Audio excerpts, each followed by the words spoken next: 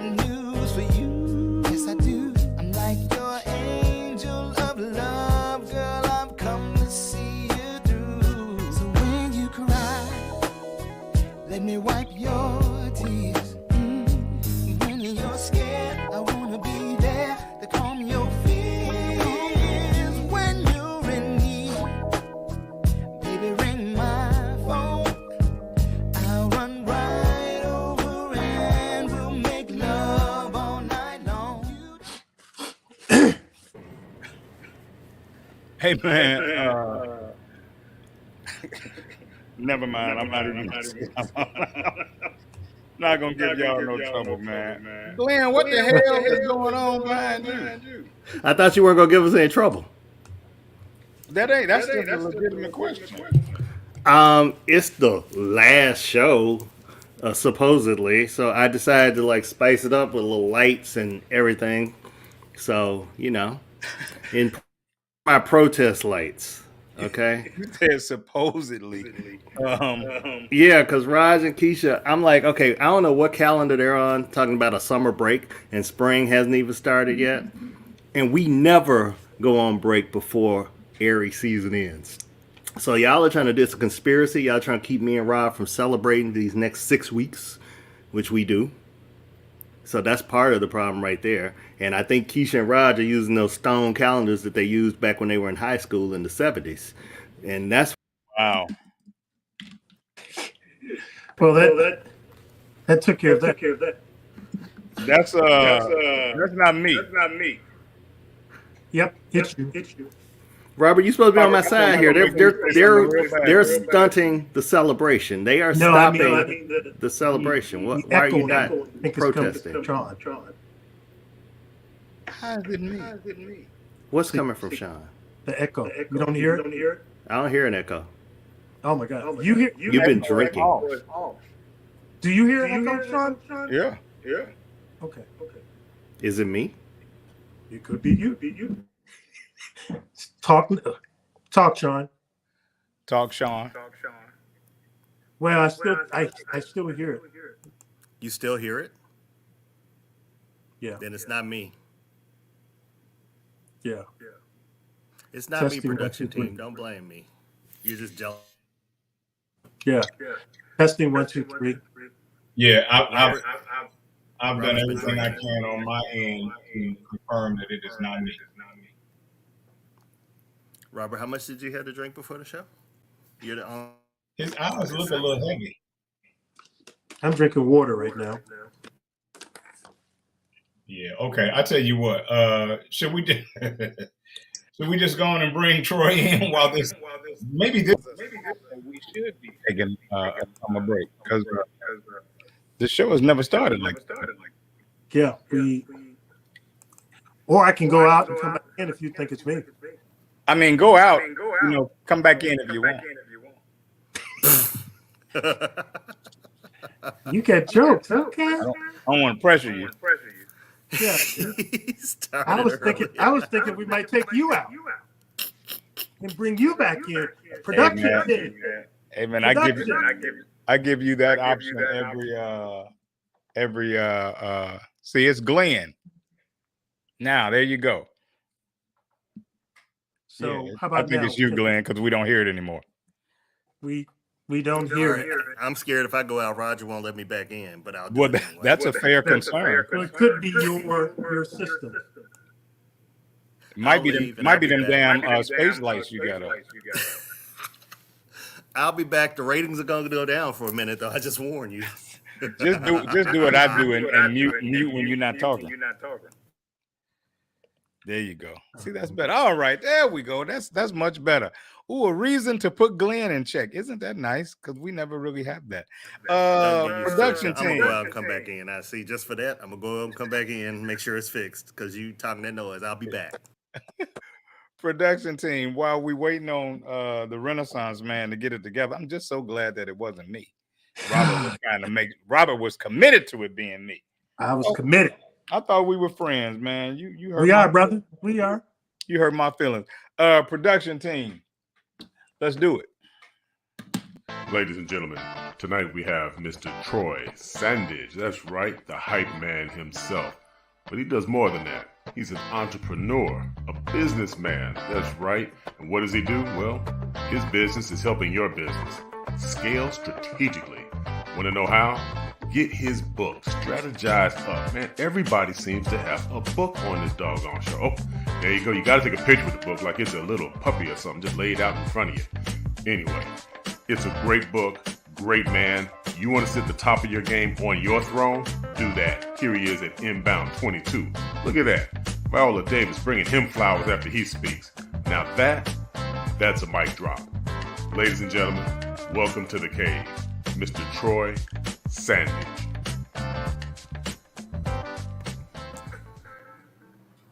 Troy, that's wow. What it is. That's how you doing. You got Viola bringing you flowers. I mean, I could have showed some more pictures, but I got NDAs. Uh-oh.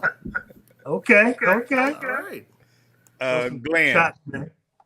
There you go. Yeah, until you speaking, that's what you're gonna need to do. I'm so glad I get to regulate you for a change. It feels so good. Look. I wish I had on a yellow sweater. That's how it's making me feel. Troy, that you got NDAs, huh? That's how you doing. I need to be rubbing elbows with you, brother. I don't. It's always the quiet ones, man. It's always the quiet ones. Hey, man.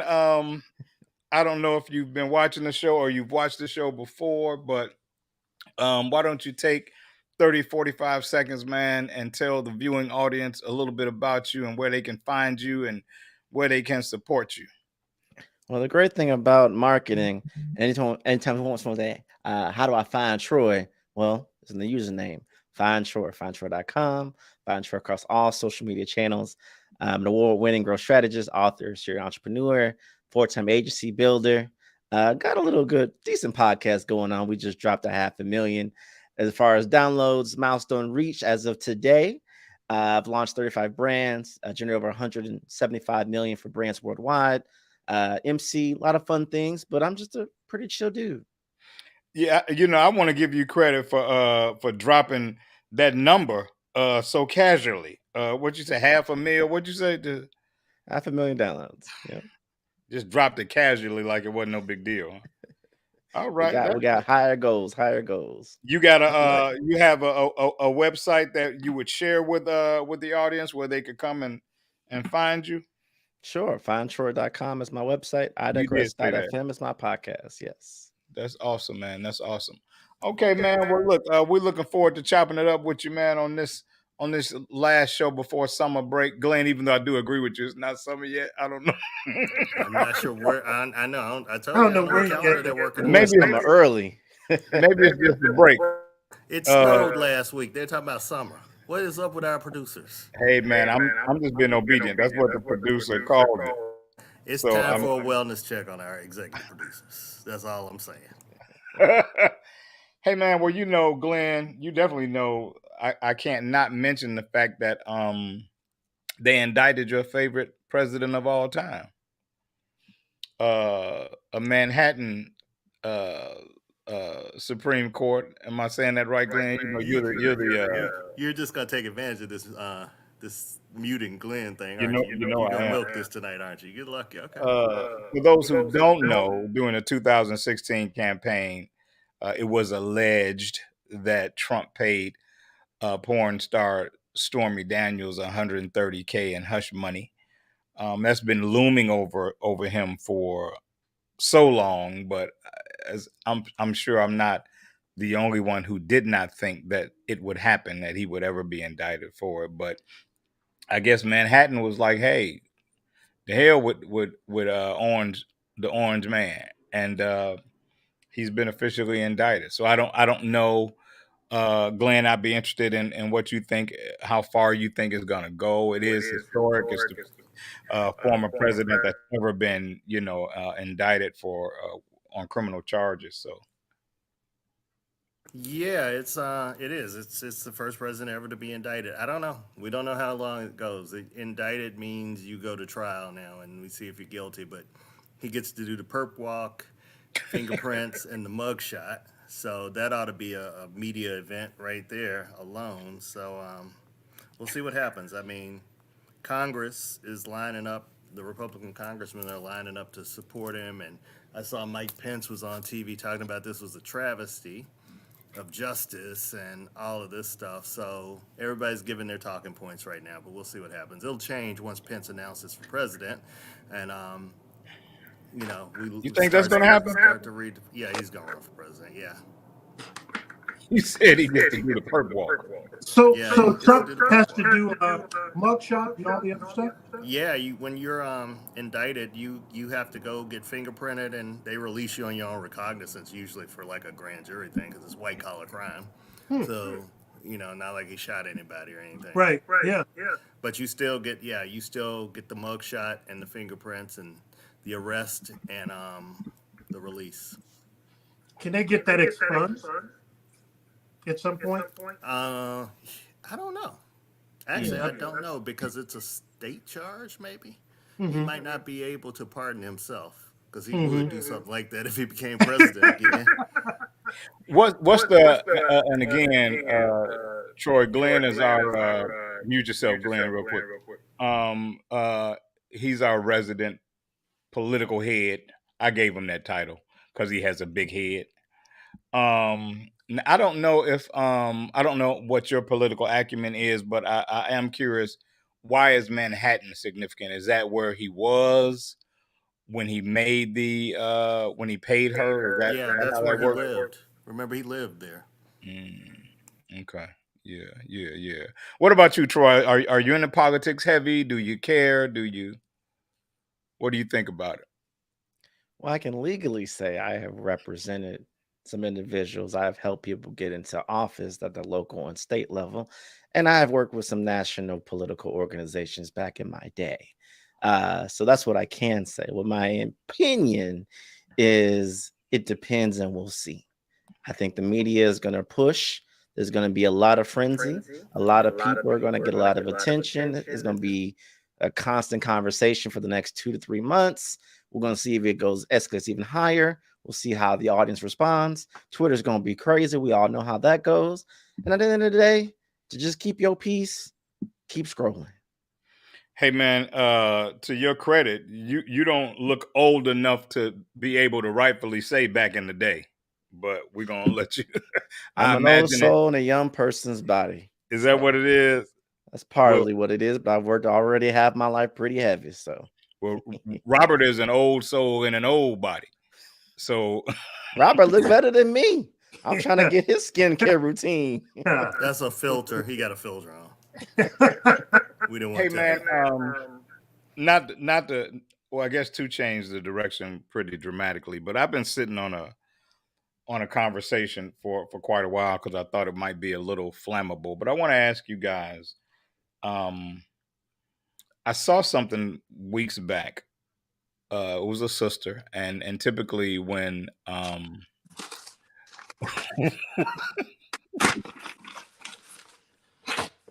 Robert, me and you gonna fall out. I just want you to know we gonna fall out. Wait a minute. Did Robert actually get a piece of paper to write this? This is gonna be a while. Yeah. I got time to go get a snack. You know what you're saying, Robert? You might as well go now. Troy, you understand, I'm sure, what I'm being accused of. Anyway, Robert, I brought you something. You know what it is, don't you? But I admit that I typically tie things back to race because the dynamic between black men and black women is particularly important to me. I do realize it. A lot of what our conversations are can be painted with a broader brush. It's just men and women, but I tend to speak to our own particular, what would Kennedy say, diaspora. I don't know if I'm saying that word correctly, but at any rate, the young lady was saying that there's a subculture of our culture that has women doing two things. One, protecting men, especially men that are men that make young women or younger women or any woman really unsafe. I'm talking about, your uncles or your cousins that you could call and have charged with, some degree of assault or something, or you know what I'm saying, or because I'm sure we all know ladies that have suffered that in their youth. And oftentimes the call isn't made because it's a family member or a loved one who chooses to protect that man over their own safety. And then a hyphen with that is that women are often expected to bear the brunt of men's um, behavior, even if it's unfaithful behavior, while that man gets himself together. Like if she loves this man, she's almost expected to let him get his dog years out, or get his play out. Um, and that's considered an expectation of a lot of women. Do you guys believe that? Have you heard that? I know it's a twofold question. Um, but Robert, because you being such an asshole tonight, I'm gonna ask you first. I was gonna ask Troy first, but since you showing out on our last episode, I'm gonna ask you first. Do I need to repeat the question? No, actually, you don't need to repeat the question. I actually know what you're talking about. I think if I need to reframe it, I think what it is we allow family members to get away with doing things that are traumatic, and because they're never reported or never talked about, and there's no therapy or anything like that happening. Unfortunately, our women, either in our family or connected, carry that trauma for so long. Is that what you're saying? Yeah, well, not only the trauma that they carry, but there's a conscious choice to not bring it forward. I mean, I know a handful of women that have mentioned in their youth, that there was a cousin or a family member, or Mm-hmm. or somebody that they will tell you the story, but they will never tell you that they publicly shared the story, so that that person will be held accountable. Um, and, Yeah, and what's behind that, I guess, Robert, is part of my question. I think, I don't want to say this, but it made me think about slavery, Mhm. where the women protected the husband because they didn't want him to be thrown in jail or something like that with the master. And maybe that's carried over into this time period, but we know that it's not right. They need to call Uncle Billy out for doing the things that Uncle Billy has done and continues to do. And so as men, if we come across that or understand something like that has happened, we need to speak up on it. It would be my comment. That was a part of the culture of the statement that the lady was making, that it had ties to slavery. Yeah. Where the slave woman would give herself to the plantation owner to spare the beating, Yep. of her man, and that this is really just uh, a birth child of that culture that's carried on, Yeah. um, which of course we know that that's a real thing, that Hmm. those aspects, a lot of aspects of culture that never touched us Hmm. tangibly affect us. Troy, what do you think about that and the way it plays out? I think it comes down to a misunderstanding or misplacement when it comes to actions out of love and tying that into zeal. I think sometimes whether that's a black woman's nature or any woman in general who's trying to protect their spouse or loved one, to be protective. But in some instances, the culture needs to be aligned, and we need to be understanding that if someone is doing something wrong, we have to speak up and do something about it. I think we also battle with legacy. If this person is the breadwinner of the home, and you are literally one check away from being out in the streets, sometimes that weight kind of gives that cushion to may think, I'm just trying to survive. Sometimes it may not be because they don't have the courage to speak. It's a socioeconomic decision out of pure survival that builds over years of time that we don't know. The other thing I think is that credibility. I think sometimes because we can be desensitized by what is or what could be, individuals may roll their eyes, they may get quiet. And so we have to really address that on the nail what it is. Let's not assume that someone can't do something, but at the same time, let's not immediately draw someone guilty until proof has been warranted. I think the intersection is one, if you truly sincerely love someone, you will do what's best interest for them and the family, the protection of the family, and to not to hinder that out of spite or out of love, which could actually be a detriment to the family. That's interesting. I think the philosophy about why you would keep it quiet is probably so broad. There may even be some dysfunction in the reasoning. So I don't know or believe that there's always a logical approach behind it. It could be fear. It could be a dysfunctional love dynamic. Sort of the way that's been mentioned. But I find it painful. Robert, I want. Did you address this, or did Glenn not address this? Glenn, you did. Robert, I didn't. Yeah, please jump in there, because I do want to deal with the second half of that question as well, which is Right. women being expected to let us do whatever. Yeah, I think there's a culturally relevant argument that our women are sometimes the least protected. Our women and our girls, they're the last believed and the least protected. And it's a sad but true fact. And we've seen it in the media when we've seen a popular man get accused of something similar to this. Everybody flocked to his defense and blamed 13, 14, 15-year-old girls who aren't mentally developed enough to know right from wrong sometimes when it comes to that, but they blame them for being too fast, for trapping this 40-year-old man or 50-year-old man or whatever.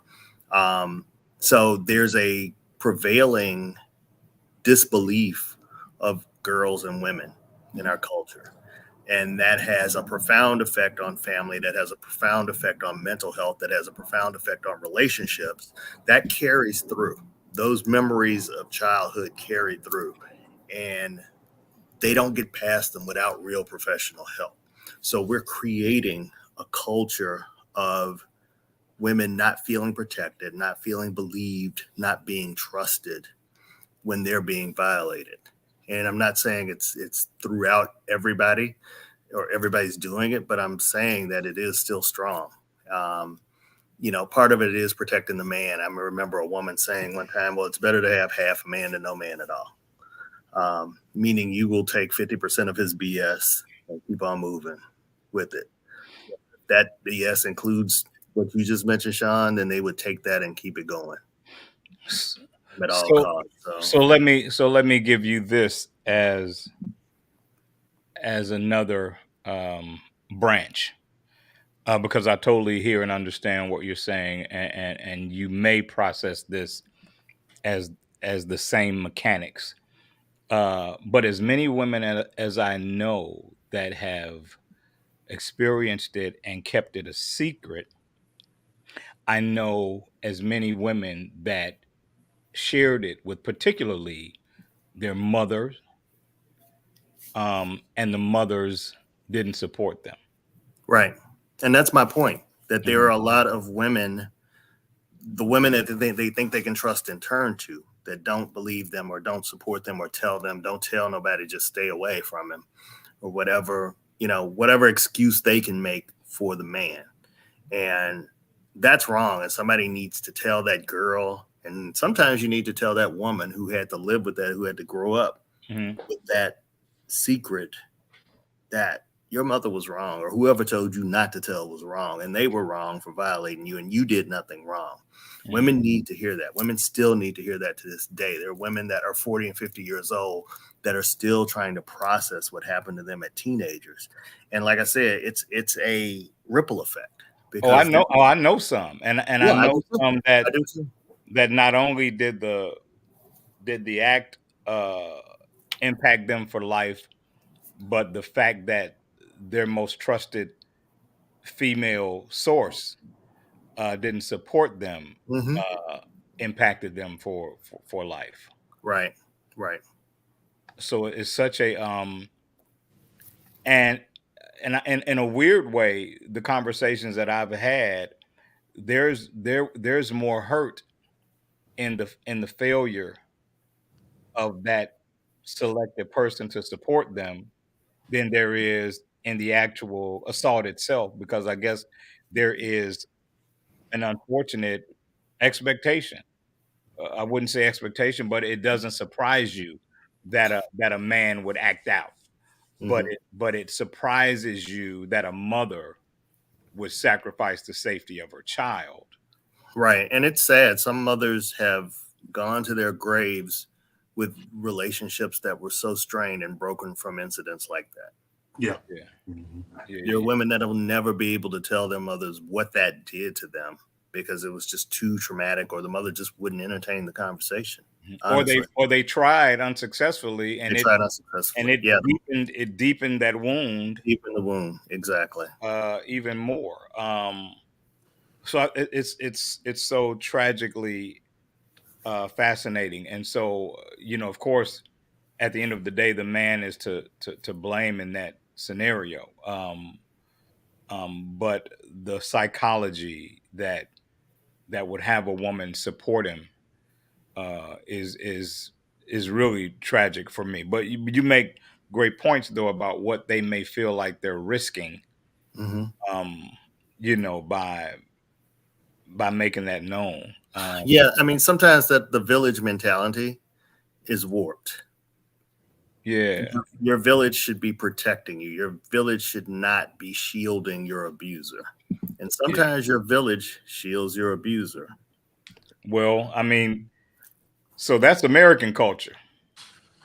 You know, we can dissect almost any aspect of American culture and find that present.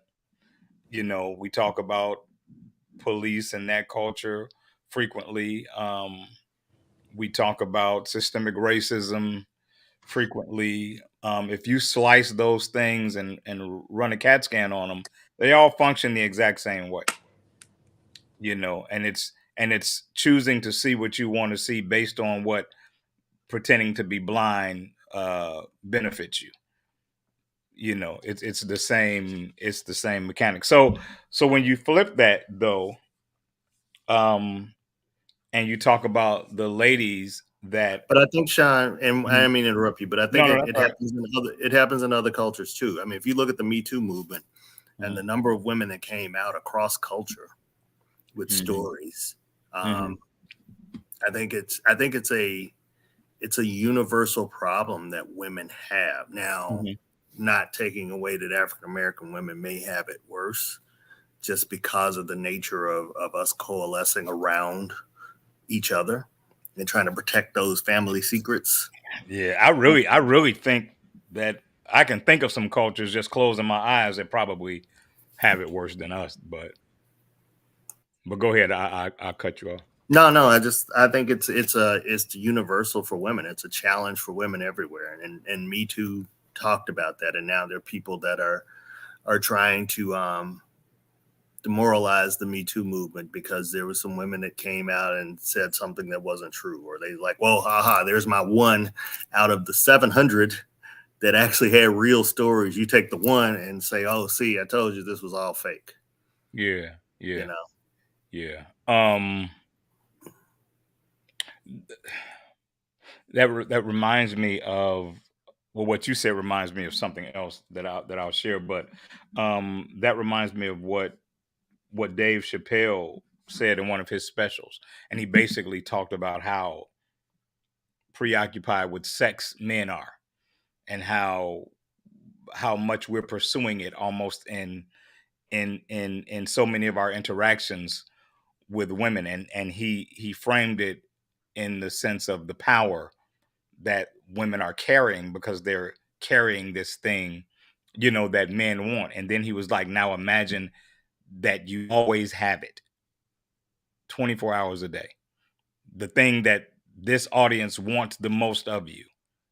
You're never without it, and it gives you an idea of what fragile minds what length they will go to get it, because they have access to it, to trying to get it 100% of the time, because you're carrying it 100% of the time.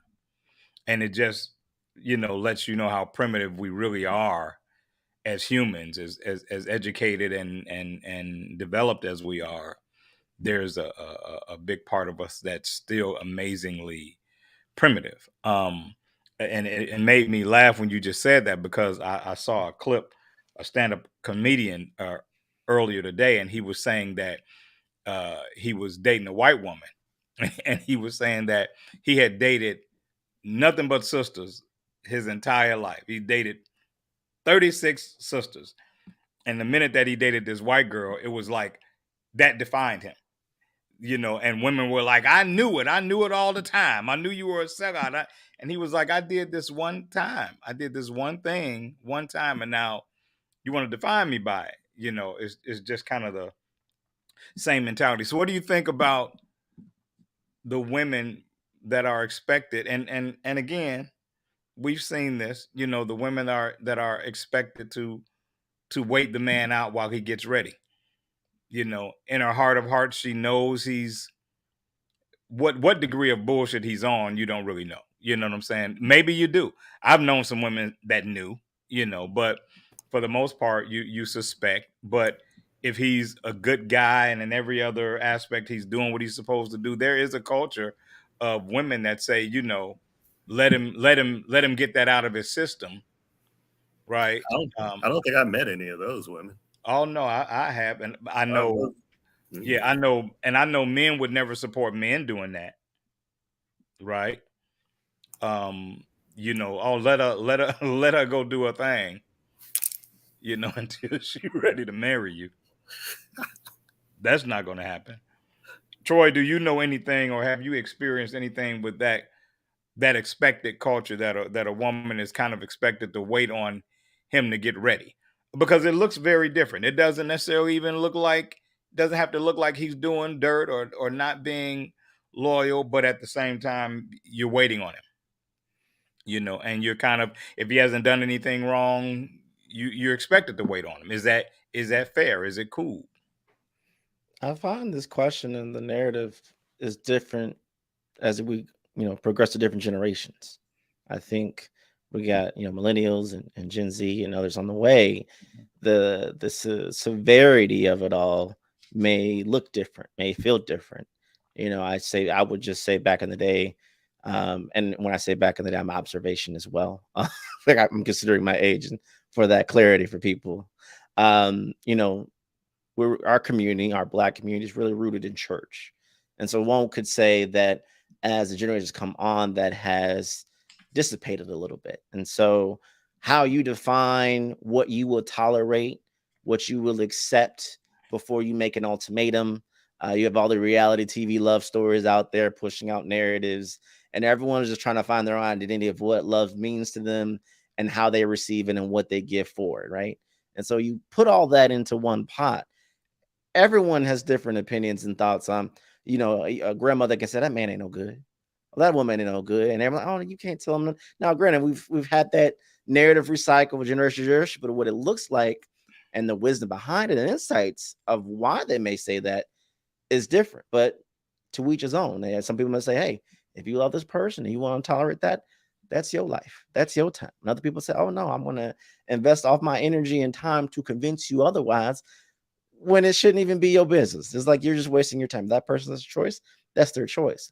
Ultimately, I feel that we have to just consider our own space. And after we made our share point, let them do what they need to do.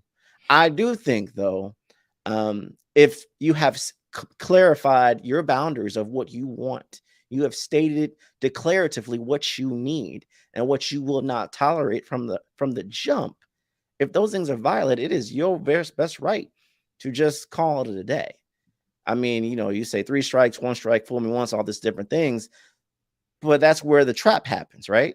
You slowly be desensitized to the negative things you don't want to happen with the hope or the wishful thinking that it will be different until now you have the trauma, which we talked about earlier in the conversation, which cycles, now I'm hurt. And then I know someone that comes and hurt people. And now this cycle perpetuates and continues onward. And here we are 20 years later, the same conversation, different generation. It looks different, but it feels the same. All because we didn't deal with the root of setting healthy boundaries and defining what true love and respect is for you. I think another interesting point about that, Troy, is that depending on what the makeup is in your circle, the person that is telling you need to move on could be fueling you to stay based on how you perceive their advice, how you perceive the way they see the world. And you're like, okay, the last thing I'm going to do is what you think I should do. Based on what your life looks like. It's like some miserable woman telling you to leave your man. And you like, okay, the last thing I'm gonna do. Now she may actually be right. Even the clock that ain't running is right twice a day. So she could be telling you exactly, the truth. But because of who it's coming from, that may fuel you to dig your heels in even more. But nobody has more advice than people who don't have anybody. Exactly. They got an answer for every relationship in the world. Absolutely. Haven't had a good one for like a decade, but they got an answer. They can tell you who's good, who's bad, who you should be with. He a hoe, he a dog, he cheats. I know it. I can tell by the way he look, by the way he smells, this cologne. I just know the shoes he wears just tells me he cheating, girl. I know. Yeah, we talked a little bit about that last week about, who's in your ear and what they're telling you, as you make your moves. Natalie mentioned the age discrepancy. And I think that's an interesting discussion because I have found, I think she said, 30s, 40s, it's like, get out of here if you're not ready to close the deal. But I've actually found more patience in women that are more seasoned because the relationship itself and the stability of the relationship, no matter how it's configured legally, is where they find more of their peace. So if they're 25, 30, and you're 30 and you've been with the guy for 6 years, and he hasn't married you, you start to get a little antsy, like, what's the deal? Am I not good enough for that decision? But I've seen ladies in their mid 40s and 50s, that's not happening, but he's good. He's good to them. And their life is better because he's in it. And as long as they can make that distinction, then some of that, the legalese, and the pomp and circumstance, they can do without. And as a man, I felt stronger about that in the, in the later years of my life, as well, that I'm more concerned with the last relationship than the title of the relationship. And I'm giving you the proverbial finger, producer. You know who I'm talking about. Yeah. Okay, I have been talking a lot. So what y'all got on your mind? What you want to for those who don't know, I've been told I'm talking too much. So I'm not gonna say anything. Oh, and then you're quiet, Robert. You're the main one, and then you ain't got nothing to say. Well, I mean, I got a question, but I'll let Robert go. Go ahead. I can't even think of the hell, what I want to say now. I got a good one because we've talked about before. We brought up heartbreak before. Oh, and okay.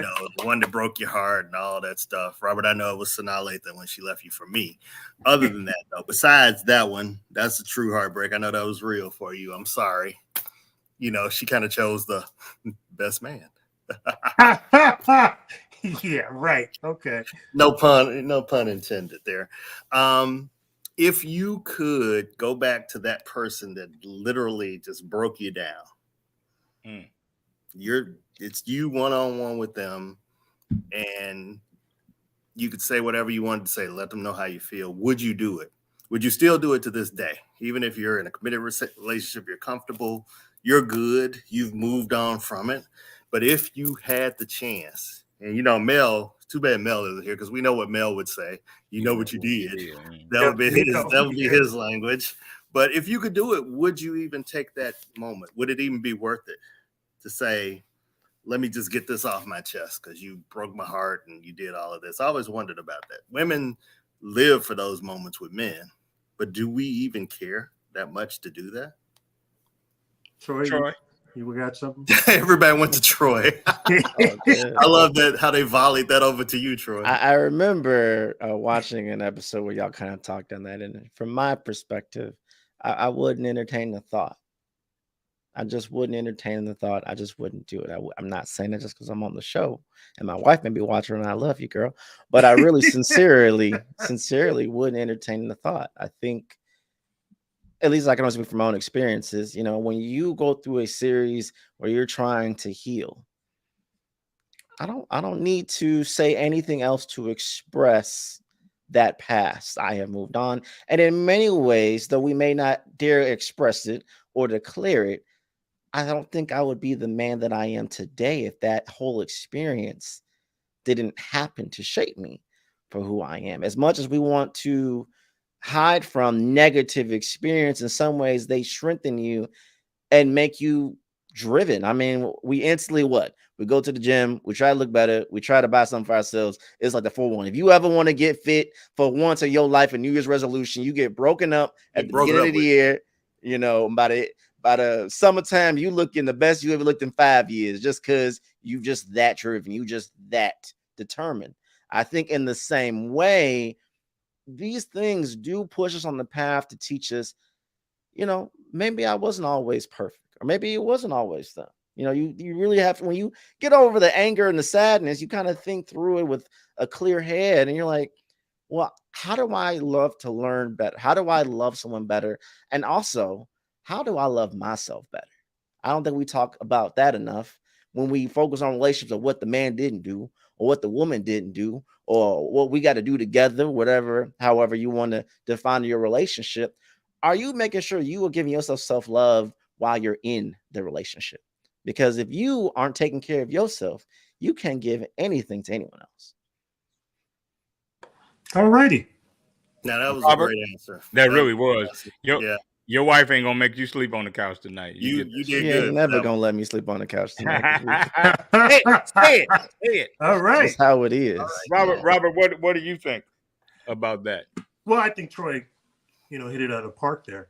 I don't think there's a need to go back. I mean, as people have commented in the chat, there was a lesson that needed to be experienced with that breakup, and if we didn't, taking us back would potentially mean that we didn't learn the lesson, or maybe we needed to clarify the lesson. You know, I think you hurt me because, you know, you thought I did X, Y, Z, and maybe that's the reason that you want to talk to that person. I don't know. I'm like Troy, you know, let me go and, you know, work out, be buff, so that when I do see them, you know, they'll see what they missed out on. You know, yeah, see what you missed out on. Flex, Robert. Best revenge. Flexing. Flex that bicep, Robert. But that is kind of revenge, Troy. But you know, it's a little different revenge. But it's that subtle. It's that classy high level. You ain't got to say nothing. Right. Yeah. You know, there was a I can't remember the movie that God, I can't even remember the guy, but he drove up Morris Chestnut in one of the movies with Taraji Henson. And he drove up in his, I think it was a Porsche or something like that.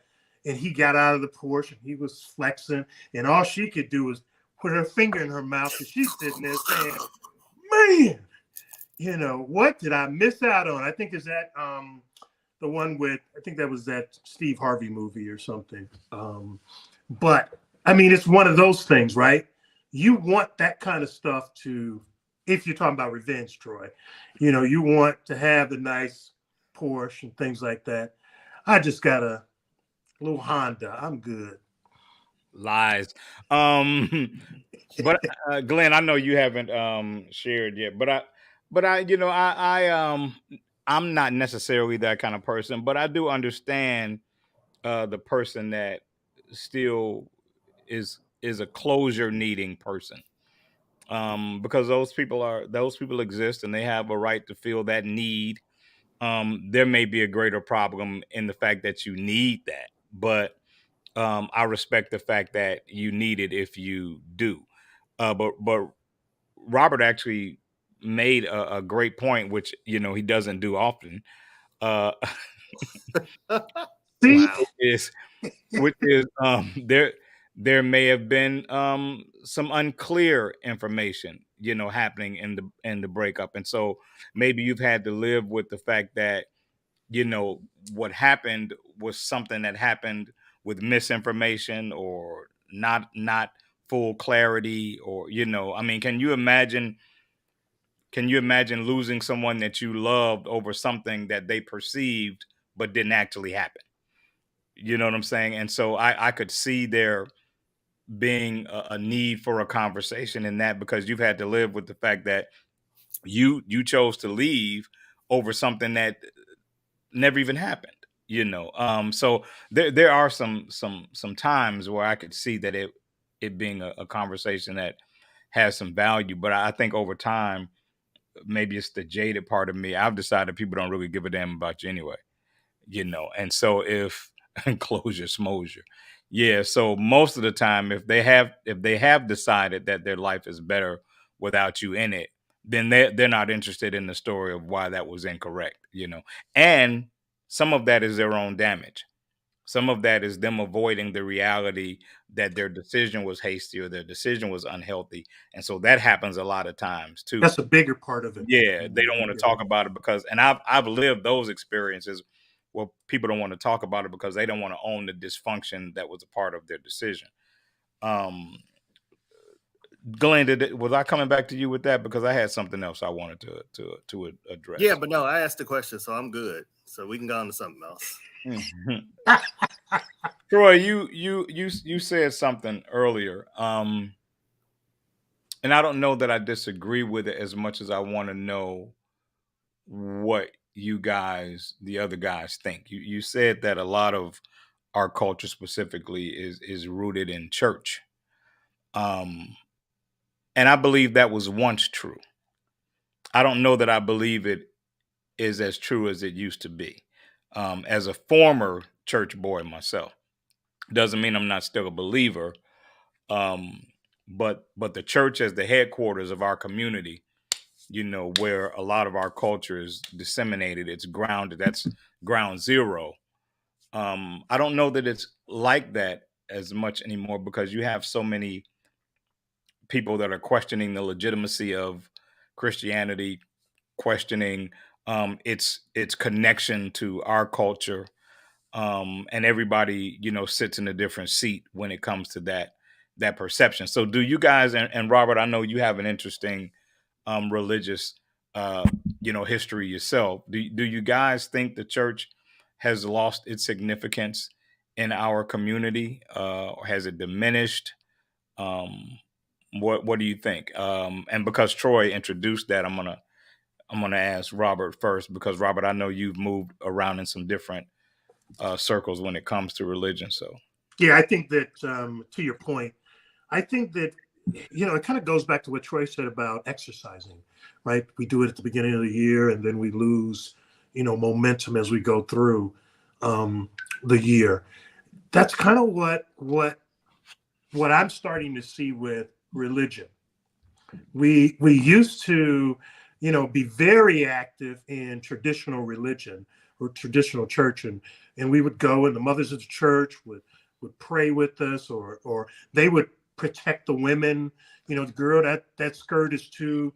They put a blanket over her and stuff like that. She couldn't sit, and corrupt the pastor, But those things change.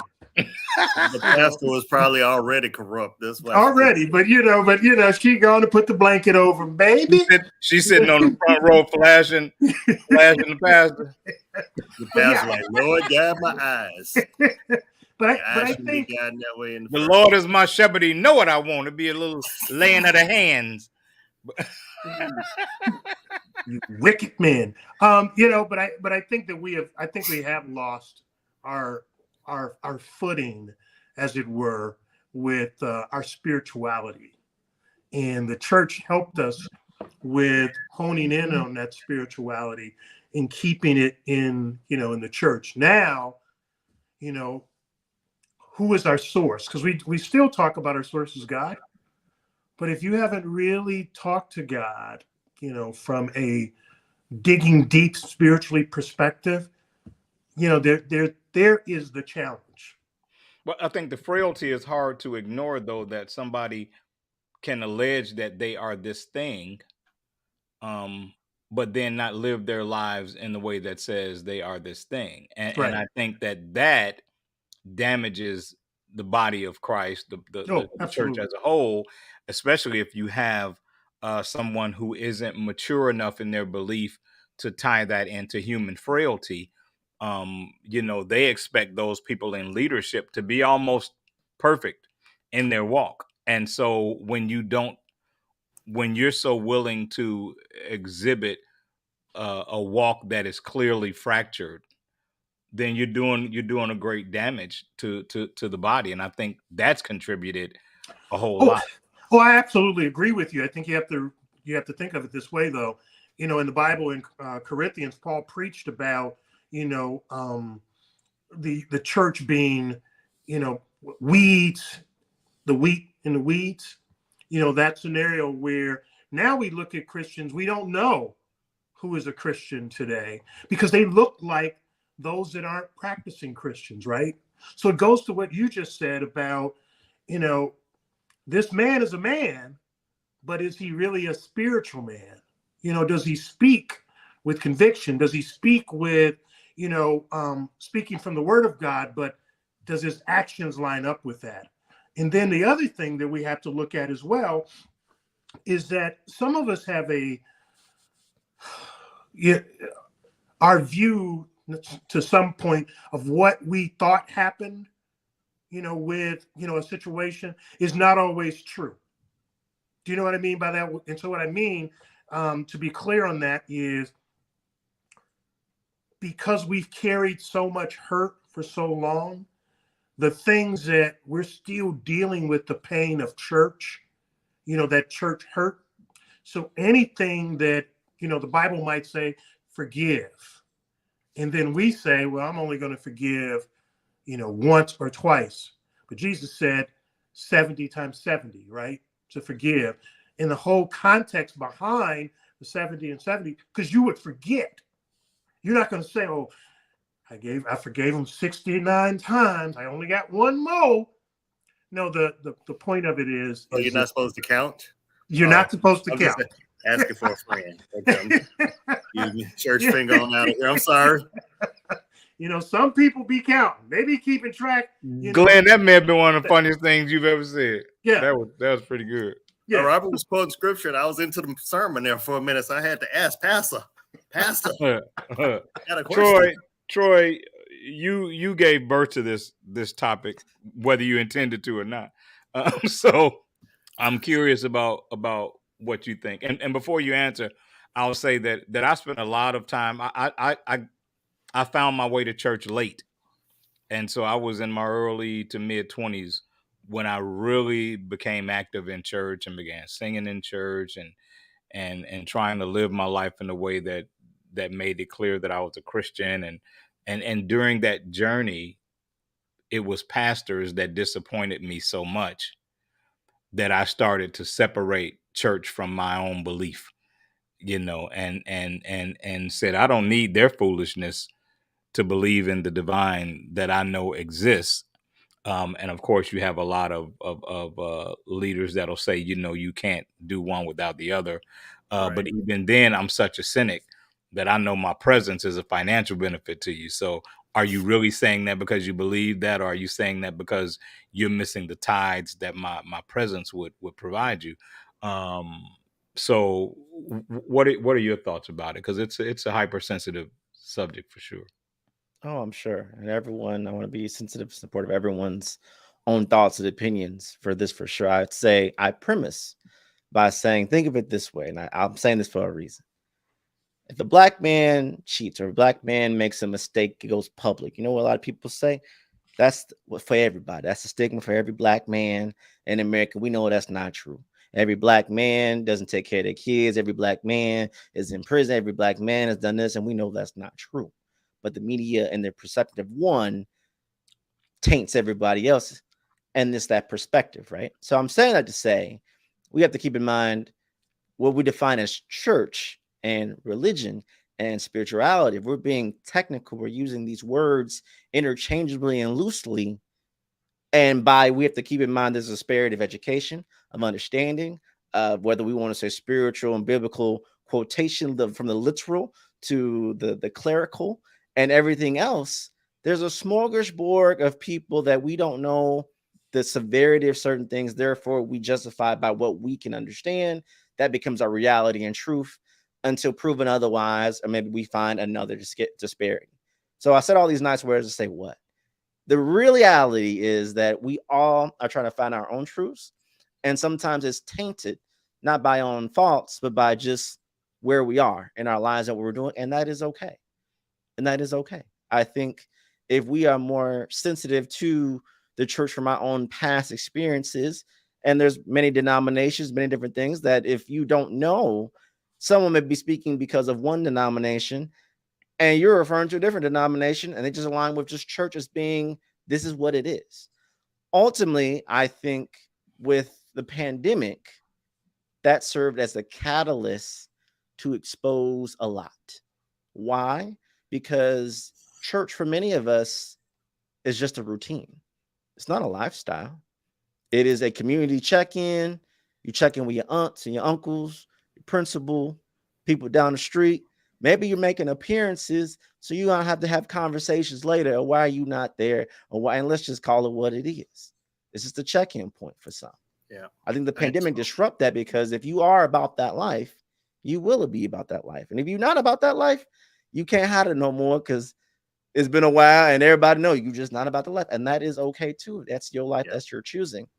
I think, and now some people in the comments have echoed this, is the accountability, is the trauma that with social media now becoming more prominent and people having a microphone to share their microaggressions or experiences. I need to think about this more. We have a way more voices that we have access to than we did 20 years ago, and surely before my time.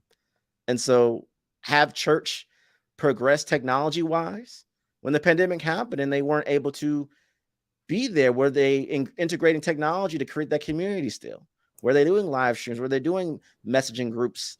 Or were they waiting until things came back around and now the world has changed? Or were they breaking the law and meeting anyway, and your members started dying because they believed the pastor instead of the church? No, seriously, that's a real issue. No, that's a real thing. That's a real thing. I had a conversation with somebody because they were like, well, you need to be in church. You got to be in church. I'm like, come on in here and get this COVID and bring your tithes. Yeah, I'm like, the church is 4 walls. And besides that, name me one miracle that Christ actually performed inside a church.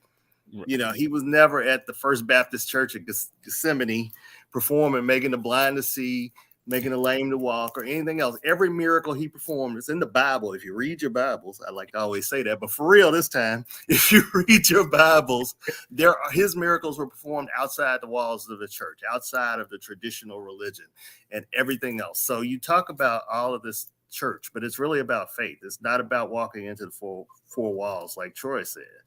And COVID kind of proved that, because everybody talked about the need to be in church. And you got to be in church and you got to do this. But if your faith was strong enough, you survived a pandemic. You survived a lot of things going through this, losing your job and a lot of other things. And you may never have stepped into a church. So it really is about what you believe and what your walk is and how you're viewed by other people. You know, how you treat other people. How did you treat people during COVID? How did you treat people now? You know, how are you living? You know, and I apologize to all the Murrays and the Stokes family ministers, because there's a bunch of y'all, but you know what? Whatever. So it's like, sorry. Robert looked like he had his pistol cocked to say something.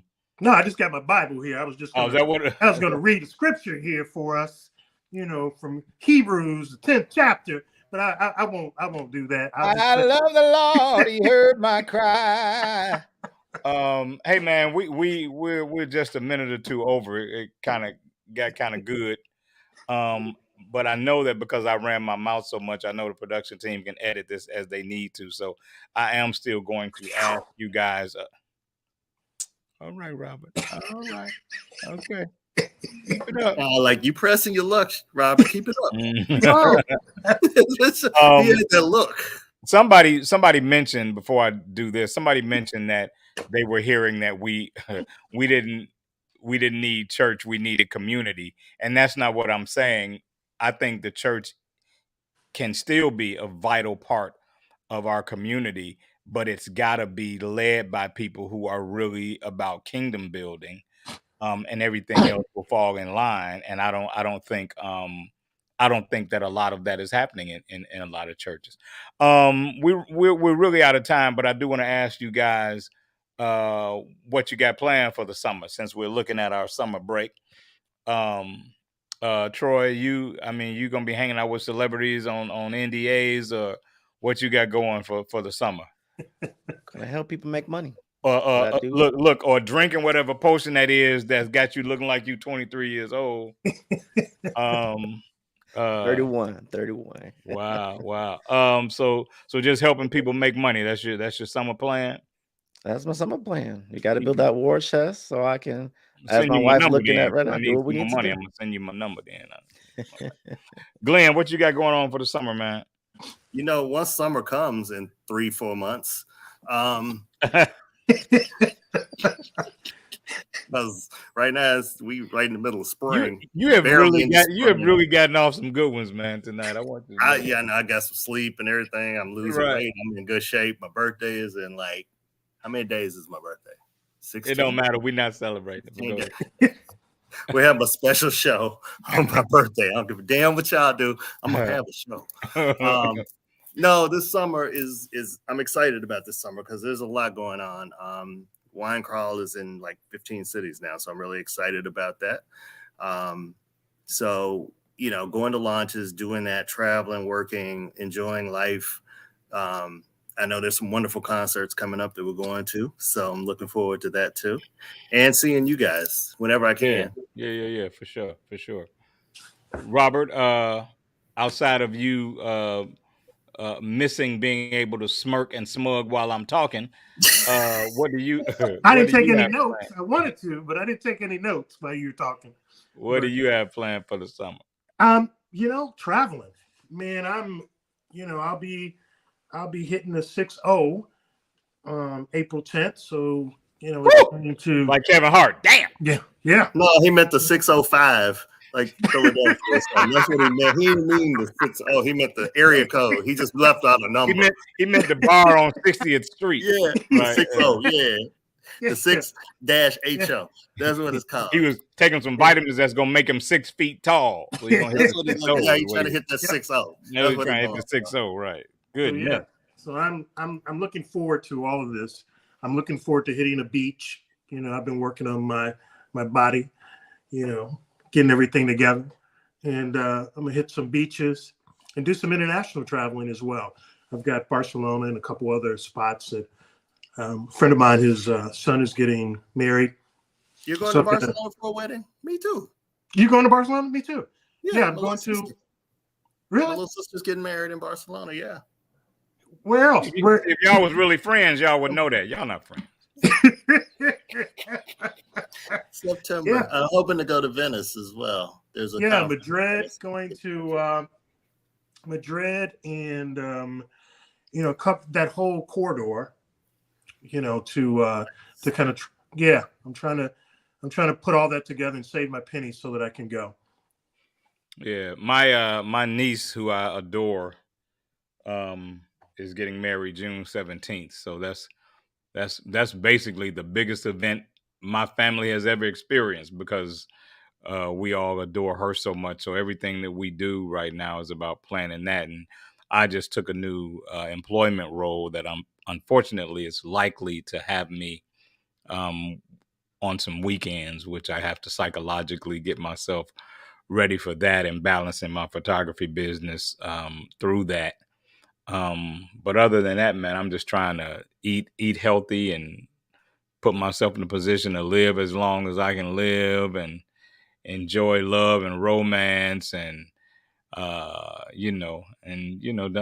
on the back nine, whether we want to admit it or not. Well, except for baby boy over here, you know, he you look at my story. I've been through a lot. Yeah, I can't just- tell, boy. You ain't got a pimple on your face. You look like $1 million. So I've The lighting, decided y'all. It's the my lighting. age is gonna be 34-ish now, because somebody asked me how old I was in Austin, and I told them to guess, and they said 34. I was like, anybody yep, gonna believe that, Glenn? I just want you to know. it's anybody true. gonna believe that. It's true. Anybody I'm gonna still the believe that? youngest. Still the youngest on the show. Oh, well, you say that tonight, ain't nobody gonna fight with you, because our guest is the Well, truth. yeah, Troy, of course, looks younger than all of us, so yeah, he got that. I mean, but if Mel comes on looking like Grady, I ain't got to worry about that. I can say I'm young all day long compared to him. Now you're gonna trigger a pop in from him before I can get off of here. I'm waiting. I know. Hey man, love y'all, Troy. Nice meeting you, man. I look forward to you joining us when the new season, well, not the season, but after the summer break. I won't be tired and talking as much as I did tonight. But I look forward. Really? You shooting? What the hell was that? Yeah, don't go anywhere. Meet us back in the green room, Troy. And of course, thank you all that are watching and been watching and hanging out with us. We appreciate you guys more than you know. We got some things, some changes that we're trying to make with the show. It might give you some opportunity to come in and sit in the live audience for the show. We're always looking at ways to make it better and make it broader. So we appreciate your support and appreciate your contribution to what we chat about. We're So gonna get us a production staff that got a calendar that goes 12 months.